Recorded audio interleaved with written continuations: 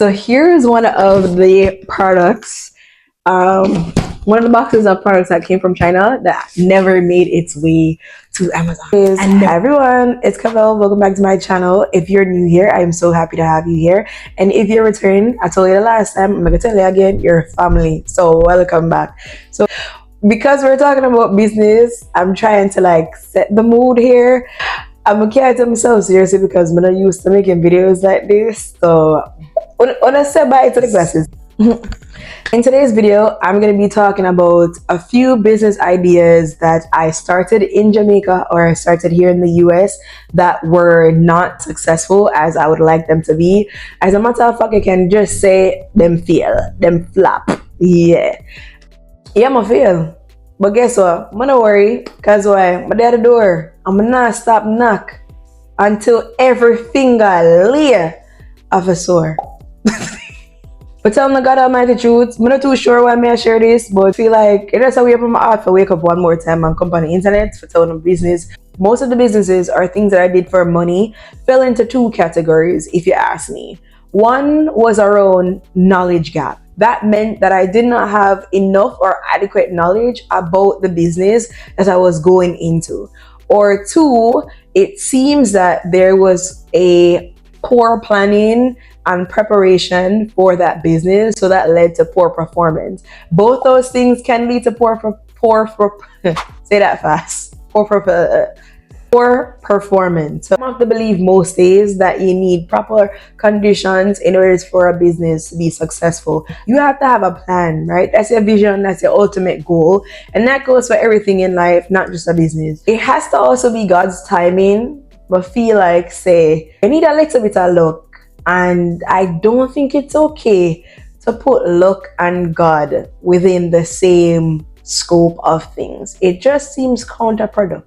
But anyways, if you're someone who loves data, there are small businesses that are just known to have a higher failure rate as opposed to success rates. And then you have businesses that have a higher success rate than failure rates, right? One of the things that I tried and was pretty unsuccessful with it is fulfillment by Amazon, which is also known as FBA.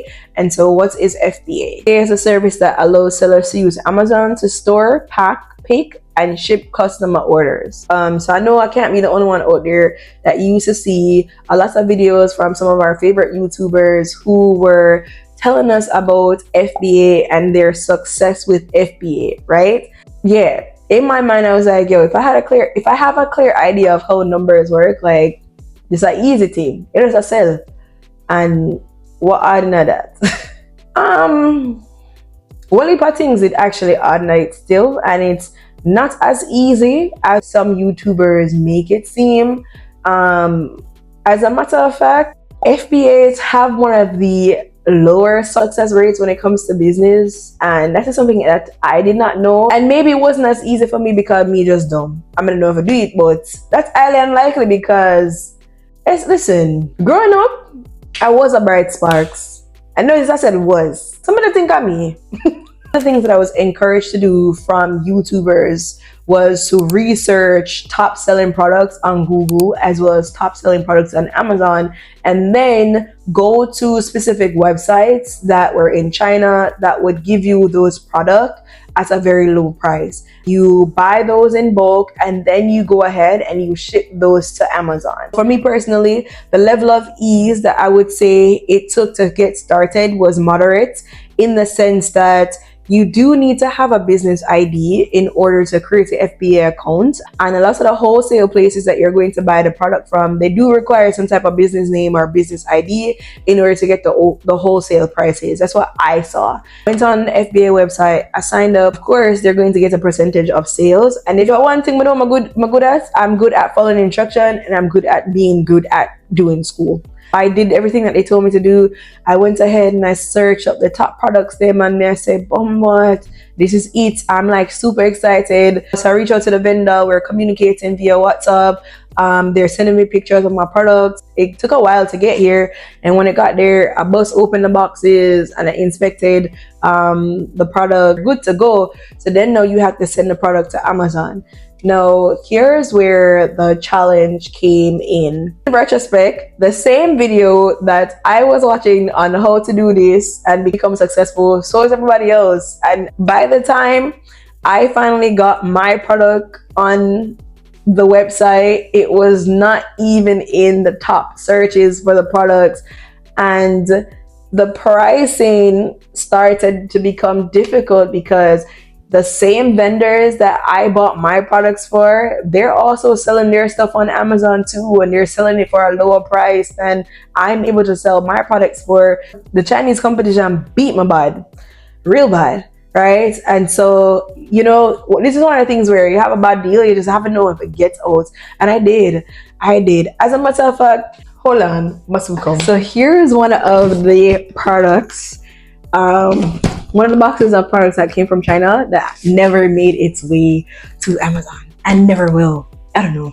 Anyways, bye. This particular business, it failed because of lack of knowledge. So whereas I knew exactly how to execute and I had proper planning on how to execute this one, the knowledge gap was so wide that I was bound to fail, right? There was something happening in Jamaica at the time where polka boxes were just so popular and people were making a lot of money on polka boxes. So I was attracted to the idea of like very quick and fast money. And it seemed like there was little maintenance when it comes to being involved in this kind of boxes. So, I talk to my dupes, aka my dad. About me, I'm gonna fail. But just know I'm gonna fail early, I'm gonna fail fast, and I'm gonna be failing forward. Going to assess and say like, where did I go wrong and how can I not repeat that? Or what lessons can I take from this failure in order to go into a new direction and do something else? Like, come on.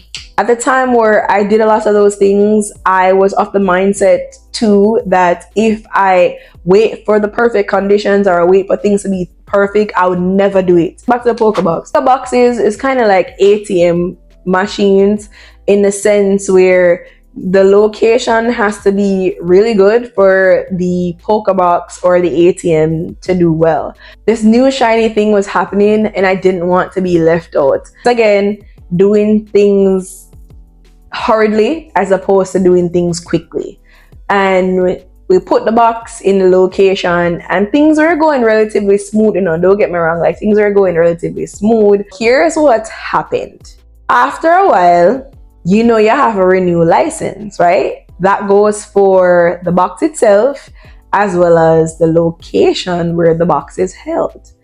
Now, that owner did not renew their license and police come and take with the box. And that is just that.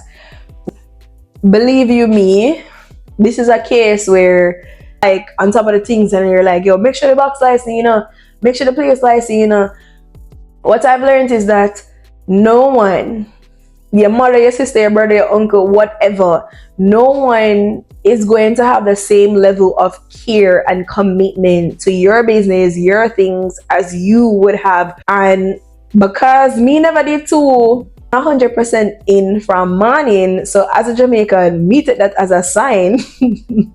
I'm gonna say, yep, you see? Worse like how I wasn't feeling it from the jump. So, I pulled out of that and just like cut my losses. It takes a lot of vulnerability to share your failures, especially when majority of the world literally is afraid to fail. Okay, so please take that into consideration. Thank you. Another small business that tend to have a high failure rate is also in the business of transportation. And when I say transportation, I'm not talking like shipping company and stuff like that, because they actually are very profitable because we just can't seem to stop by.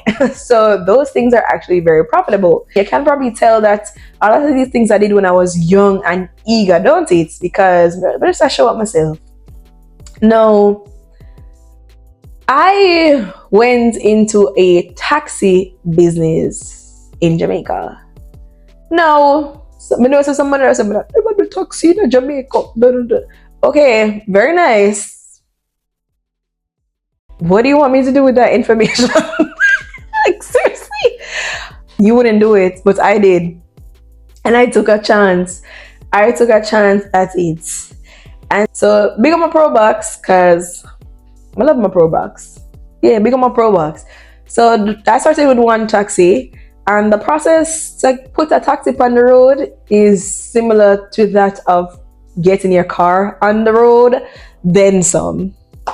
Taxis are not Jamaicans' favorite things. As a matter of fact, taxis are on several people's lists as things that need to go down. Yeah. Can you imagine like pouring into a business like that when they are probably one of the most hated people in Jamaica? Got it ship it in, you know, say I want a Japanese carry them, but the radio, when you turn it on, you hear me Japanese, you don't know what a man them say. My father always make this joke where he's like, him feel like say, the radio I tell him for some so I don't like the radio. But anyways, all joke aside, so ship that in. I had to end up changing the rims on a taxi because like the dispatch, I'm not going to sit down and act like I know me a talk about. So just know say, I think the dispatch them, they get too hot. They have to change them like a lot of times. I think I said go. But I have to change them. And then I have to change the brake shoot. Hello, the man that wanna come now, man, and just drop the information in the comments, man. Try to help me out. Change. So just know, so long story short, I had to change the rims because it was creating a problem where it was getting too hot and it needed more air. Alright, this is what I gotta just stop because me know my level of expertise, and that is not it. So on to the next. Separate and apart from all those things, the taxi was actually doing good to the point where I was encouraged to get another taxi. This time I didn't do another Pro Box. Somebody was selling their AD wagon, and now I know why them they sell it, because I think they eat gas. And then here comes 2020. Yeah. So where am I now with the taxi where I said it was like somewhat successful? I only have one taxi now. And if you ever see me in Jamaica, you're not gonna see me in the front seat of the taxi because that is my transportation. I don't even have it in me to talk about renting cars. I don't. I'm gonna stop talk because clearly we need a part 2 for this series. I'm not encouraging anyone to do any of these things. So I'm encouraging, before you start any business, that it's very critical, it's very important for you to build your content knowledge of the thing that you're trying to go into. Look at what the research says, look at what the data says, and then figure out like what are the avenues or the channels to be successful at that thing. You know, like really and truly, proper preparation prevents poor performance. I don't regret any of the things that I'm sharing with you. With all these things, I can really understand now what Thomas Edison said when he said, I have not failed, I've just found 1,000 different ways that won't work. And it's the truth, right? And these things that I've shared may not work for me in particular. They may have worked for somebody. Doing these things have also made it easier for me in life to bounce back from setbacks. And it's a part of the reason why even at work, where things seems to be crumbling and going wrong around people, and there's a level of composure or confidence that I exude, and it's really because I've literally been there before. A whole heap of fight my fight. Could I need a 1,000 book for it? A lot of the situations too, like it has honestly taught me to think more creatively as to like how to get myself out of situations. For example, with a taxi, and when COVID happened, I really had to think flexibly, think outside the box as to how I'm going to get myself out of this one. You know, how am I gonna be able to be on the other side of this so that I can have a testimony to share with everybody? And not say me I do them so me have a testimony, never that. You ever know if someone were grateful from their experiences and the the obstacles and the challenges that they faced in life. I'm one of those people. I will forever be grateful for the things that I've went through. But now someone want them to happen again. That is not what I'm saying. And I'm not even saying that I would pledge allegiance to the struggles. Never that.